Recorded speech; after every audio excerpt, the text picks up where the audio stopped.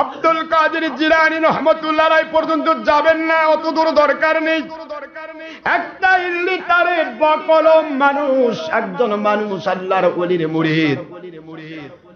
মুরিদ হওয়ার পরে তিনি আল্লাহ প্রদত্ত দয়া পেয়ে গেলেন। কিভাবে লক্ষ্য করুন, জীবনে মাদ্রাসার বারান্দা চোখে দেখেন নাই, স্কুল কলেজ দেখেন নাই, ইল্লিটারেট বা কলম আব্দুল কাদের জিলানী রহমাতুল্লাহ আলাইহি, যার তরিকার ভিতরে আমাদের মত আছে কদরিয়া, চিশতিয়া, নকশবন্দিয়া, মুজাদ্দিদিয়া, মুহাম্মদিয়া, এই সাতটি এবং মরবিজির তরিকা। এই সাত তরিকার মূল হলো মুহাম্মদিয়া তরিকা। আল্লাহর হাবিবের প্রত্যেকটা তরিকায় মুহাম্মদির আওতাভুক্ত। জোরে বলুন সুবহানাল্লাহ। আব্দুল কাদের জিলানী রহমাতুল্লাহ আলাইহি উনি বলে দিয়েছেন, আমি কবরের ভিতরে একটি ছোট্ট কথা বলি, শুনবেন? তার ফাতুল গায়ব, ফাতির রব্বানি সকল কিতাবের ভিতরে স্পষ্ট তুলে ধরেছেন। একদিন আমার ইন্তেকালের পরে, ইন্তেকাল যখন হবে তার আগেই তার খলিফাদেরকে তিনি বলে গেলেন, আমার মালিকের দয়ায় আমি, আমার সময় এসে গেছে, যে কোনো মুহূর্তে আমি দুনিয়া ছেড়ে মালিকের দিদারে মশগুল হব। একটু সুবহানাল্লাহ বলেন। ইন্তেকাল মুবারক করলেন। ইন্তেকালের পরে ওই রাতেই স্বপ্নে দেখাচ্ছেন তার এক খলিফা। খলিফা কি বলতেছে? খলিফা যখন আল্লাহর ওলির চেহারার দিকে তাকায়, আল্লাহর ওলির চেহারার দিকে তাকিয়ে দেখেন নুরানি চেহারা ঝলমল করছে। ও আল্লাহর ওলি, শুনেছি কবরের প্রশ্ন কাউকে ছেড়ে দেওয়া হবে না। মার রব্বুকা ওমান হাজার রাজুল আল্লাযী বুইসা ফিকুম ওমান দীনুকা। বুখারীর হাদিস, তোমার রব কে, তোমার দ্বীন কি, এবং এই ব্যক্তি যাকে তোমার সামনে ধরা হয়েছে এই মানুষটি কে, যেই মানুষটিকে তোমাদের নিকটে প্রেরণ করা হয়েছিল। আল্লাহর বন্ধুকে এট এ টাইমে সারা পৃথিবীতে যদি 5 কোটি মানুষ ইন্তেকাল করে, 5 কোটি মানুষের কাছে আমার নবীকে আমার আল্লাহ তুলে ধরবে। আরেক দিকে চলে যাচ্ছি, পয়েন্ট অনেক দিকে যাচ্ছে। বাতিল কোম্পানি কয় না নবী একসাথে সব জায়গায় যাবে কেমন? বুখারী শরীফে হাদিস তো, মান হাযা রাজুল, হাযা বোঝেন তো? এই লোকটিকে, হাযা মানে দিস, হাযা মানে কি, আর তিলকা মানে দ্যাট, ওই ব্যক্তি, ওই মদিনাত আছে, তোমার কবর থেকে দেখাচ্ছি, দেখ ওই ব্যক্তিকে আমার আল্লাহ বলবেন মান হাযার রাজুল, এই ব্যক্তিকে যাকে তোমার সামনে ধরা হয়েছে। বুখারীর হাদিস। পয়েন্ট অন্যদিকে যাচ্ছি না, আব্দুল কাদের জিলানীর কথা বলেই শেষ করছি। আব্দুল কাদের জিলানী রহমাতুল্লাহ আলাইহিকে তার মুরিদ বলতেছে, তার ভক্ত এবং তার খলিফা, উন্নত মানের খলিফা বলতেছেন, হুজুর তাহলে শুনলাম, শুনতে পেয়েছি কবরের ভিতরে 3টি প্রশ্ন করা হয়, 3টি প্রশ্ন সবাইকে উত্তর দিতে হয়, না দিলে কবরের মধ্যে তার ঠাঁই নেই। তাহলে আপনি মুনকার নকিরের প্রশ্ন থেকে কিভাবে নিজেকে সেভ করলেন, মুনকার নকির থেকে কিভাবে আপনি হেফাজত হলেন? আব্দুল কাদের জিলানী রহমাতুল্লাহ বলেন, একটু আদবের সাথে কথা বলো, মুখটা সামলায় কথা বলো। তুমি বলতে পারতে মুনকার নকির আমি আব্দুল কাদের থেকে কিভাবে রক্ষা পেল? কি বলবেন বলেন? মুনকার নকির কেমনে রক্ষা পাইল? আব্দুল কাদের জিলানী রহমাতুল্লাহ দিকে তাকায়, আল্লাহর বান্দা খলিফা বলতেছে, ও আল্লাহর ওলি, বুঝতে পেরেছি আমার মালিক আপনাকে দয়া করেছেন, ইহসান করেছেন, মেহেরবানি করে বলুন মুনকার নকির কেমনে আপনার কাছ থেকে রেহাই পেল? আল্লাহর ওলি বলেন, রে আমার খলিফা, আমি আব্দুল কাদের জিলানী যখন কবরের মধ্যে রাখা হলো, মুনকার নকির তারা আসলো কবরের ভিতর। আসার পরে আমার কাছে যখন প্রশ্ন শুরু করলো, আমি বললাম আমার কাছে তো কোনো কাফের মুশরিক আসার কথা না, তোমরা মুসলমান না কাফের? মুনকার নকির কয় কি? আমরা ফেরেশতা। কয় জি আমরা মুসলিম। তাহলে সালাম কই? কয় ভুল হয়ে গেছে। কি হয়ে গেছে? ভুল হয়েছে। কয় আমাদের দেখলে কবরবাসী গুতাগুতি করে, ভয়ে পালায়, পালাবার চেষ্টা করে, আর আপনি আমাদের বলছেন সালাম দিলাম না। আল্লাহর ওলি বলেন সালাম দিলে না তা নয়, খালি সালাম নয়, আমি তোমাদের যেতে দিব না, তোমার আল্লাহর কাছ থেকে ক্ষমা নিয়ে আসো। মুনকারে হাত ধরে ফেলছে, একজনকে পাঠায় দিছে, একজনকে ছাড়ছি না, কারণ তোমরা যায় যাবার না আসো। এই জন্য প্রশ্ন পড়ে, আগে তোমাদের আদব শিখাবো, তারপরে প্রশ্নের উত্তর তো আমি দেবই, কিন্তু আগে আদব শিখাবো। আদব তো আগে। তোমরা এত বড় ফেরেশতা আমার কাছে আসলে সালাম দিলে না কেন? মুসলিম না? মুসলিম কিনা আল্লাহ থেকে শুনে আসো, তারপর একজন ফয়সালা নিয়ে আসো। তা আল্লাহ তো আল্লাহ, সারা জগতেই আল্লাহ। ফেরেশতাদের একটা নির্দিষ্ট জায়গা আছে যেখানে আল্লাহর সাথে দেখা করে, দেখা তো না, কথা হয়। সুবহানাল্লাহ জোরে বল। তো আল্লাহ পাকের কাছে নকির চলে গেল, মুনকারকে ধরছে।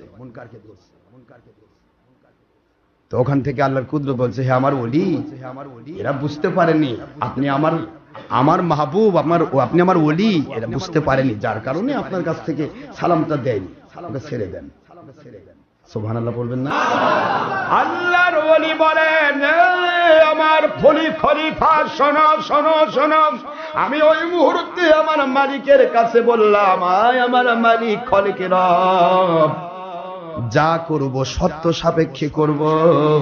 আপনার এই ফেরেশতাকে তখনই ছাড়ব যখন আপনি আমাকে এইরকম একটা গ্যারান্টি দেবেন, আমার কদরিয়া চিশতি তরিকার আওতাভুক্ত যারাই থাকবে তাদেরকে আপনি নাজাতি বানায়া দেবেন, তাদেরকে আপনি নাজাতি বানাবেন, তাদেরকে আপনি রক্ষা করবেন, তাদেরকে আপনি বিপদ আপদ মুসিবত থেকে, কবর থেকে হাসর পর্যন্ত সকল জায়গাতে আপনি হেফাজত করবেন।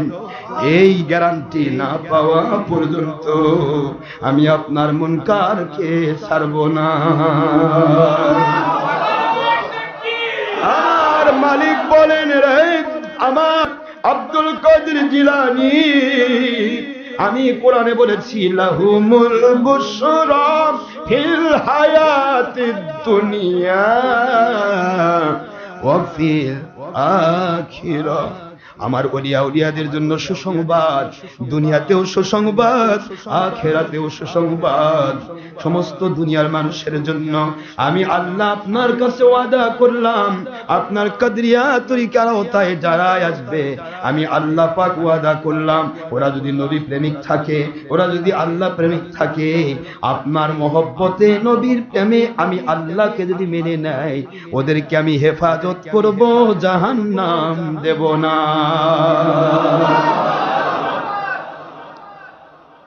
আব্দুল কাদের জিলানী রহমতুল্লাহকে চেনেন না? আব্দুল কাদের জিলানীর কথা তোলার উদ্দেশ্য কি? কারণটা কি? কি উদ্দেশ্য? আমার ওলির মর্যাদা আছে না? আমরা কাদরিয়া তরিকার মধ্যে আছি না? নাই। আমরা বিশ্বাস করি আমরা ইনশাআল্লাহ নাজাতি হব। বলুন ইনশাআল্লাহ। তো বলছিলাম, সেই লোকটি ছোট্ট মানুষ, লেখাপড়া জীবনে করেনি, মনে আছে? আব্দুল কাদের জিলানী মুরিদ, মনে আছে নাকি? সেই মুরিদ বলতেছে, যাচ্ছে তো রাস্তায় যাচ্ছে, এক মুন্সি, বিশাল বড় মুন্সি, ওই সময়ের ওলামায়ে সু, অনেক লেখাপড়া করছে কিন্তু ওলিয়া উলিয়া মানে না, তাই বুঝতে পেরেছেন? তো বলতেছে, আচ্ছা তুমি যে আব্দুল কাদেরের দরবারে যাও, কি পাও? আমাদের কাছে তো ছাত্ররা এসে লেখাপড়া করে বড় বড় ডিগ্রি নিয়ে চলে যায়, অনেক বড় বড় ইয়া হয়, আলেম হয়। তুমি তোমার পীরের কাছে কি পাইছো? কত দেখি। কই ভাই আমি আর কি পাবো?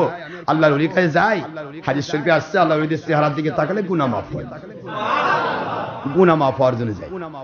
তারপর ওলিদের কাছে গিয়ে একটা মসলা শিখলে নাকি 1000 রাকাত নফল নামাজের সওয়াব পাওয়া যায়। মাসলা কি বাকি থাকলো? কি শিখছে আর কি শেখেনি? দেড় বেড়ারে মুন্সি চাই আসার কয় কি অল্প সময় মেলা কিছু পাইলে তুমি, তারপরে শুধু এতটুকুই আল্লাহর ওলিদের কাছে গিয়ে 1 ঘন্টা সময় ব্যয় করলে 100 বছরের নফল নামাজ রোজার সওয়াব পাওয়া যায়। আল্লাহর হাবিব বলেছেন, আল্লাহর ওলিদের হাতে যারা হাত দিল তারা আমি আল্লাহর বন্ধুর হাতে হাত দেওয়ার ফজিলত পাবে। বলা শুরু করলেন। ওই বলতেছে আমি তো এগুলা জীবনে শুনিনি কোনোদিন, তুমি কোথায় শিখলে? কয় আমি আমার আল্লাহর ওলির থেকে শিখছি। সব সহিহ হাদিস, কিন্তু সব সহিহ হাদিস, একটা হাদিসও জাল নয়। তারপরে আচ্ছা তোমাকে একটা মাসলা জিজ্ঞাসা করবো, দেখি তুমি কি শিখছো। আচ্ছা ওযু যে তোমরা করো, ওযু যে আমরা করি, তো ওযুর মধ্যে তো ফরজ কয়টা? তো কয় যে হচ্ছে 4টা।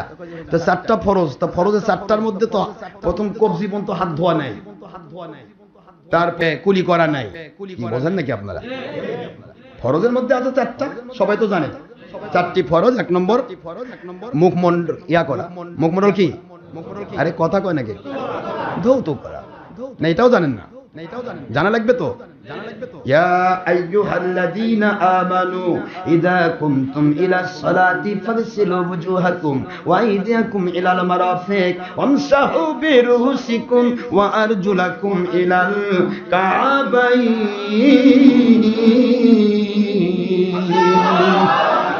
কোরআন শরীফের সূরাতুল মায়েদা 5 নম্বর সূরা 6 নম্বর পারা, সূরাতুল মায়েদা আয়াত 6। আল্লাহ পাক বলে দিলেন মদিনাবর্তী সূরা, আল্লাহ বলে দিলেন যখন মুসলমান আল্লাহর জন্য নামাজে দাঁড়ায় যাবে, সঙ্গে সঙ্গে সে তার মুখমণ্ডল ধৌত করবে, হাত দুই হাত কনুই পর্যন্ত ধৌত করবে, মাথা মসহ করবে। মাথা মসহ পুরা করলে যথেষ্ট হয়ে যায়। 4 ভাগের 1 ভাগ করা ফরজ। কয় ভাগ? অত বুঝি না, একবারে পুরা করে নেবেন, ঠিক আছে তো? মাথা মসহ করা ফরজ, আর 2 পা কাবাইন টাকনু পর্যন্ত, টাকনুর উপর পর্যন্ত 2 পা ধৌত করা ফরজ। এই 4টি ফরজ আদায় করলে ওযু হয়ে যায়। তাহলে ওযুর আগে কেন হাত ধুতে হয়? ওযুর আগে কেন কুলি করতে হয়? ওযুর আগে কেন নাকে পানি দিতে হয়? সুবহানাল্লাহ। প্রশ্নটা কিন্তু জটিল। আলেম মানুষ জিজ্ঞাসা করতেছে একজন সাধারণ ইলিটাইট বকলমকে। আমার আল্লাহর কুদরত, আল্লাহর ওলির ফয়েজ জাদু তার ভিতরে ছিল। আল্লাহর ওলির ফয়েজে ওই ছোট্ট মানুষটির উপরে আল্লাহর গায়েবী মদদ নাজিল হয়ে গেল। বলতেছে ভাইজান আল্লাহর ওলির কাছে যায়, অত কিছু জানি না, বুঝি না, তবে আমি শুনেছি পানির নাকি 3টা রং আছে, 3টা পানির 3টা অবস্থা দেখতে হয়। পানি যদি পবিত্র হওয়ার জন্য 3টা বের হয়ে যাচ্ছে, ওলির ফয়েজে বের হয়ে যাচ্ছে। ওই পানি আপনি ওযু করবেন তা পবিত্র কিনা এটা দেখার দরকার আছে না নাই? কিভাবে আপনি দেখবেন? এই জন্য ফরজ যারা দাবি করে, ফরজ আছে কিন্তু নফল, ফরজ আছে কিন্তু সুন্নত নাই। সুন্নত না থাকলে ফরজ কেটে যেতে পারে, ফরজ তরক হয়ে যেতে পারে। সুন্নত হচ্ছে ফরজের বেড়া, প্রোটেকশন। সুন্নত লাগবে হাত ধোয়া সুন্নত কবজি পর্যন্ত, মুখে পানি দিয়ে কুলি করা কবজি পর্যন্ত, কলি পরা সুন্নত, নাকে পানি দিয়ে নাক পরিষ্কার করা সুন্নত। এই সুন্নতগুলি যদি আদায় করা না হয়, পানিটা কি পানি, নাপাক নাপাক আপনি বুঝতে পারবেন না। হয়তো নাপাক পানি দিয়ে মুখমণ্ডল ধুলেন, নাপাক পানি দিয়ে হাত ধুলেন, ছিলেন নাপাক, হয়ে গেলেন ডবল নাপাক। কিন্তু আল্লাহর হাবিবের সুন্নাত, যখনই আপনি পানি কাছে গেলেন, পানিটা পবিত্র কিনা প্রথম টেস্ট করার জন্য হাতে নিতে হয়। হাতে নিয়ে দেখলাম কালারটা ঠিক আছে কিনা, পানির কালার দেখতে হয়। কি দেখতে হয়? পানির কালার দেখতে হয়। তারপরে পানির রংটা, কালারটা, রংটা দেখতে হয়। 2 নম্বর পানির গন্ধটা দেখতে হয়। 3 নম্বর পানির স্বাদটা বুঝতে হয়। এই 3টি কোয়ালিটি থাকলেই বোঝা যাবে পানিটা পবিত্র। ওযু করার জন্য এই পানি আমার জন্য যথেষ্ট। আয় আমার ভাই, আল্লাহর ওলির দরবারে গিয়ে মাসলা কি শিখেছি জানি না, কি বলছি তাও আমি জানি না। শুধু শুনুন, আমার আল্লাহ কুদরতওয়ালাকে পাওয়ার জন্য নামাজ পড়তে হয়। নামাজ পড়তে হলে ওযু করতে হয়। ওযু করতে হলে পবিত্র পানি দিয়ে ওযু করতে হয়। পবিত্র পানি যদি কেউ পেতে চায়, পানির 3টা জিনিস অবস্থা হাল দেখতে হয়। 1 নম্বর পানির কালার। কালার তো পানিতে পড়ে থাকলে দেখা যায় না, হাতের মধ্যে নিলে দেখা যায়। সুবহানাল্লাহ জোরে কোন। হাতের মধ্যে পানির নাম কাঁথো দিয়ে পানির 3টা কন্ডিশন, জোরে বলুন সুবহানাল্লাহ। বুঝলেন কিছু? এই বড় আলেম বলতেছে সাংঘাতিক কথা। আমি তো সারা জীবন শুনেছি এগুলি, কিন্তু জীবনে কোনোদিন ফিকির করিনি, চিন্তা করিনি। তুমি যে মাসলা বললে, মাসলাটা আমি জানি না। তোমার ওলির কাছে তুমি শুধু এইটুকু জানো, তোমার মতো ইলিটারেট বকলম যদি কিছু জানো, আমি বুঝতে পেরেছি তোমার ওলির কাছে আমার অসংখ্য শিক্ষা রয়েছে। চলো আমিও তোমার ওলির কাছে যেতে চাই। গেল, কলেমা পড়ে আল্লাহর ওলির কাছে বায়াত হয়ে গেল। সুতরাং আপনাদের মতো সাধারণ মানুষগুলি দিয়েই বাতিল 72 কোম্পানি সাইজ হবে ইনশাআল্লাহ। বলেন না কেন? খালি কেতাবি বহন করে কিন্তু মজা বোঝে না। আল্লাহ আমাদের সবাইকে সত্য বোঝার তৌফিক দিন, সবেন আমিন। ওমা আলাইনা ইল্লাল বালাগুল মুবিন। হাদা মা ইনদি মা ইয়ানফাদ ওয়া মা ইনদাল্লাহি রাসূলিহি সাল্লাল্লাহু আলাইহি ওয়াসাল্লাম। বাক সুবহানাকাল্লাহুম্মা ওয়া বিহামদিকা আশহাদু আল্লা ইলাহা ইল্লা আনতা আস্তাগফিরুকা ওয়া আতুবু ইলাইকা।